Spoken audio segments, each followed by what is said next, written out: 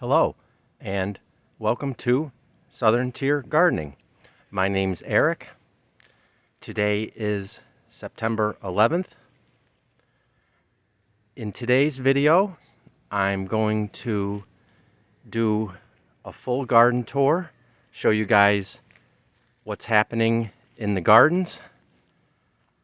I'm also going to show you guys what I've been harvesting the past couple weeks. And lastly, I'm going to talk today about, as I'm showing you guys what's happening in the gardens right now, I'm going to be talking about what I'm planning for, because I'm nearing the end of my summer or warm season, sort of my warm growing season.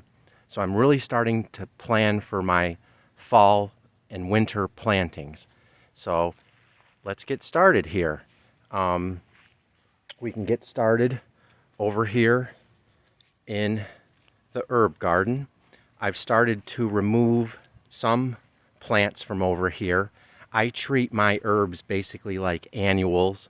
Every spring I plant them, let them grow throughout the season, and things like basil and oregano. Once the cold weather hits, these plants pretty much die, especially once we start getting frosts. But if we look around here, this plant here is called Thai basil. This plant is still doing really well. These leaves are really delicious in stir fries and Asian recipes. Pretty purple flower on this plant. This is my Italian basil plant here, still doing great. I've talked to you guys about how I prune this basil to keep it growing throughout the long warm season, but you can see how big this plant has gotten. This was one basil transplant, and I've had all the basil that I could possibly need this whole season by properly pruning it and keeping it going throughout the season. I've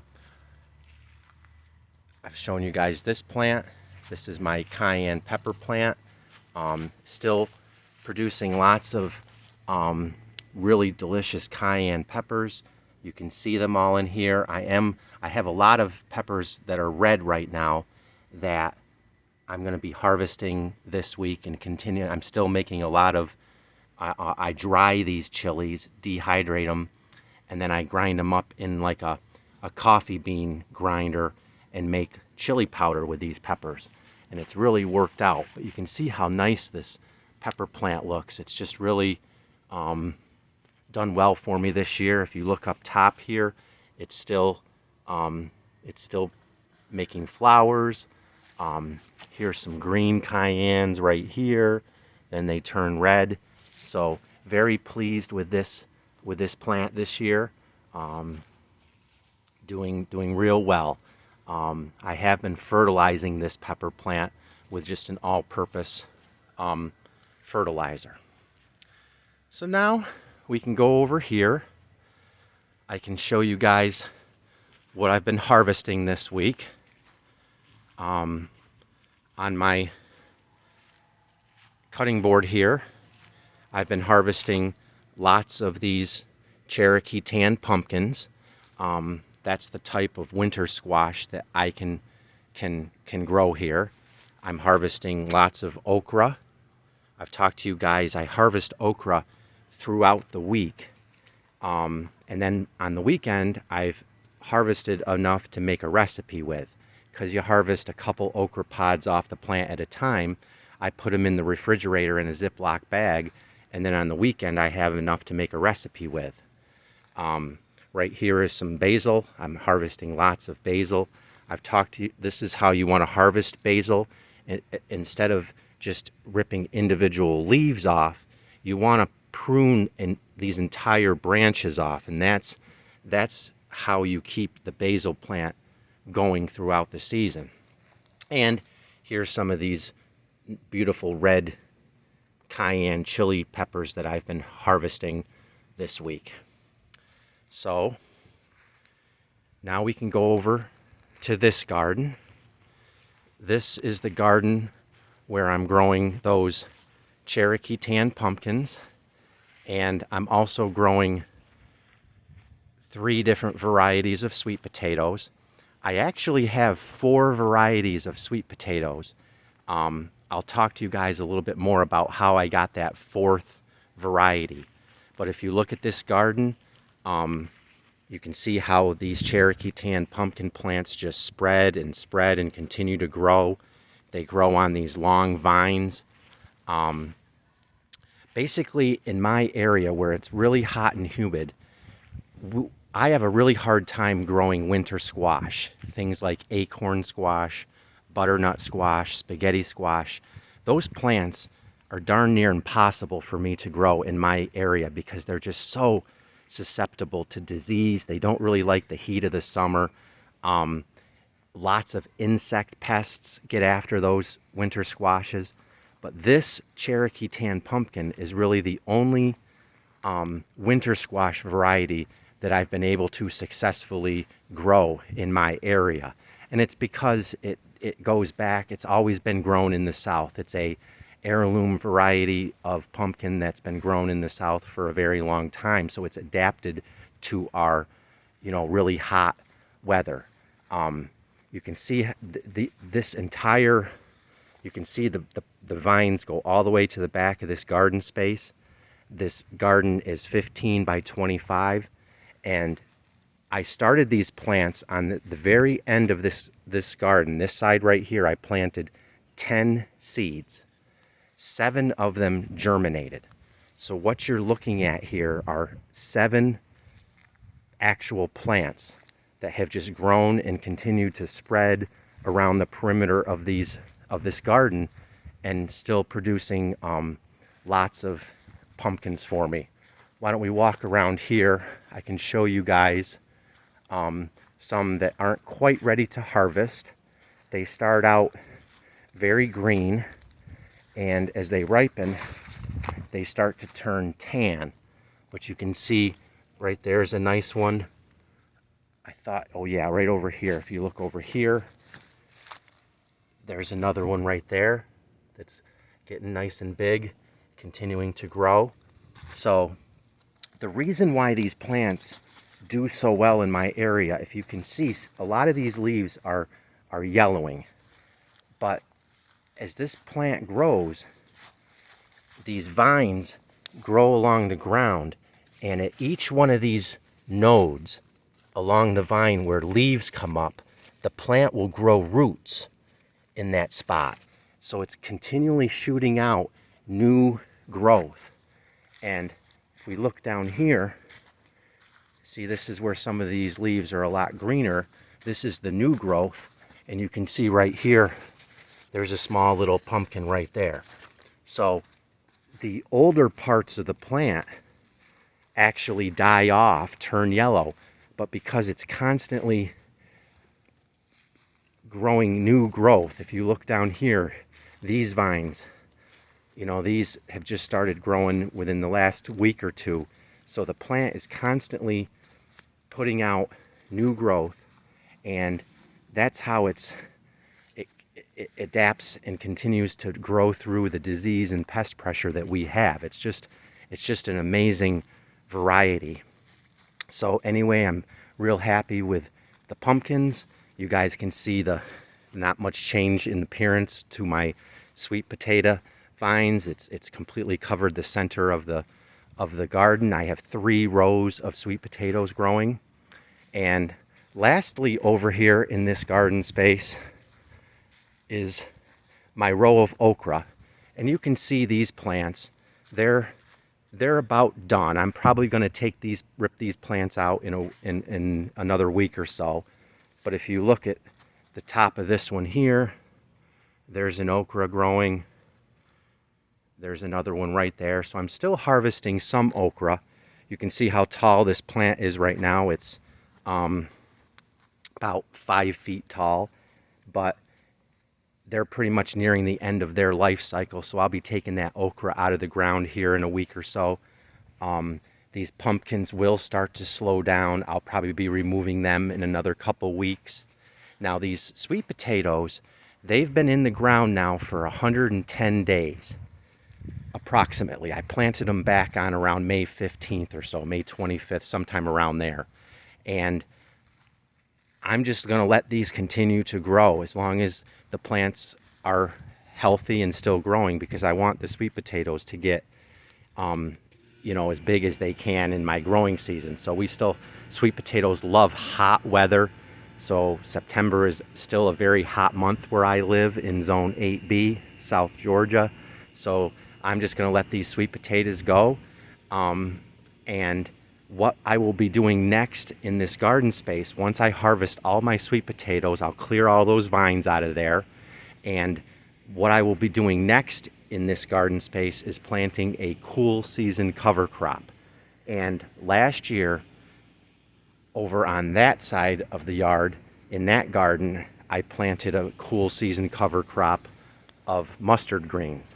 I'm gonna do mustard greens again, but this year I'm actually gonna do a mixture of plants to plant for my cover crop. I'm gonna plant mustard seeds, collard green seeds, probably some turnip seeds, maybe some beet seeds. I'm gonna do a mixture of seeds in my cover crop planting, so I'll have more variety in what I'm harvesting. Remember, with cover crops, most of the green material I'm actually going to be just incorporating back into the soil. But anyway, in probably late October, I will plant a cover crop of winter greens, basically in this garden space. Once my sweet potatoes are done, that cover crop will grow right throughout the winter down here. I'll harvest greens throughout the winter, and I will till that material into this soil next spring, so it'll be ready to plant for the next crop. Now, lastly, we can come over to this side. This is the garden space where I had all my summer vegetables growing, my tomatoes, cucumbers, peppers, but they're all done and gone. And what you're looking at here is a warm season cover crop. I planted this entire garden space with pink eye peas. It's a variety of field pea. They're very similar to black eye peas. I spread about a pound of seed over this entire garden space, and you can see how I did this about 3 weeks ago. So these plants in here are about 3 weeks old, and I'm really pleased with the germination. I planted these seeds nice and thick, and you can see all this green material that's growing here now. Another cool thing about planting a cover crop is it can tell you a lot about your soil. If you look over here, I don't know if you guys can tell real well, but there's areas where the seeds didn't germinate real well, and it's just sort of open dirt. There's a spot there in the middle that's open. What that tells me is possibly this area of the garden where the plants didn't grow needs more fertility. It could be an area of the garden the soil just isn't as healthy. So the cover crop is showing me that. So when I prepare this garden space for the next crops, I will really fertilize these bare areas, really incorporate a lot of fertilizer and compost into those areas where the plants didn't grow as well. And hopefully that will, make the soil a little bit healthier. So the plan for these plants is, I really hope I can get these plants to maturity to actually harvest some pink eye peas. But by mid to late October, what I will do is I'll come in with my lawnmower and just mow all this green material down. And then I will till it into the soil. And as that green material breaks down, I've talked a lot about cover cropping. That's why I'm doing this. It's adding all this wonderful green material back into the soil, and as that breaks down, it acts as sort of a organic fertilizer. So I talked to you guys about a fourth variety of sweet potato. I'm going to get down here and show you guys.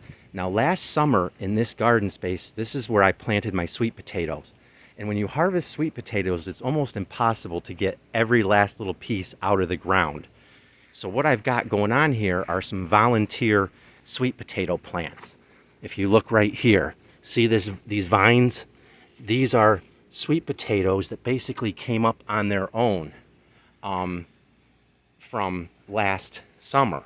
And they've been kind of growing here throughout the season. So what I did very early on is when I saw these sweet potatoes popping up in this garden space, I would dig them out of the ground, the small transplants, when the plants were still small. I would dig them out of the ground, and I planted probably about 12 plants over in this garden. Now, last year, the variety of these sweet potatoes that are growing here now, the variety that I grew last year was called Bayou Belle. It was almost a purplish red skinned sweet potato with an orange flesh, really delicious. So what I have over here is actually now my 4 varieties of sweet potatoes. I planted my 3 rows of Beauregard, 1 row. I have a row of Georgia Jets. I have a row of O. Henry. And I've got about 12 plants mixed in of the Bayou Belle. So I thought that was pretty cool. When I talk about a volunteer, when gardeners say a volunteer plant, what that means is that's a plant that basically grows in your garden that you didn't plant. It could be a seed that fell from last year. A lot of flowers volunteer. Wildlife can drop seeds into your garden, and you might have a tomato plant pop up, or who knows. But anyway, that's what I mean when I'm talking about volunteer sweet potatoes. I didn't plant these plants over here, but they've just been regrowing from the potatoes that were left in this garden from last summer. So anyway, I'm gonna, like I say, let this go for till about the middle of October, and then I'll till all this green material in. And a couple weeks after I till it in, I'll add some compost to this bed. And what's happening next in this garden space is I'm going to be planting my winter vegetables. I'm going to be planting things like collard greens, cabbage, lettuce. I might try rutabaga this year, broccoli, onions. I've got quite a list of some winter crops that I'm going to try to grow this year. And onions is the other big one. But I'll be planting all of that stuff in this garden space in, say, mid to late October, depending on the weather. It's got to really cool down before I can plant those plants outside. And those crops, for me, with my climate, they will grow right throughout the winter. So I'll have this winter garden pretty much, I'll be harvesting food out of this garden space from October till about March. So anyway, that's what's going on in the garden. I'm really looking forward to showing you guys all the things that I'm going to be doing this fall in these garden spaces. I'm going to be harvesting sweet potatoes soon. I'll talk to you guys. I'll show some videos of when I incorporate this cover crop into the soil.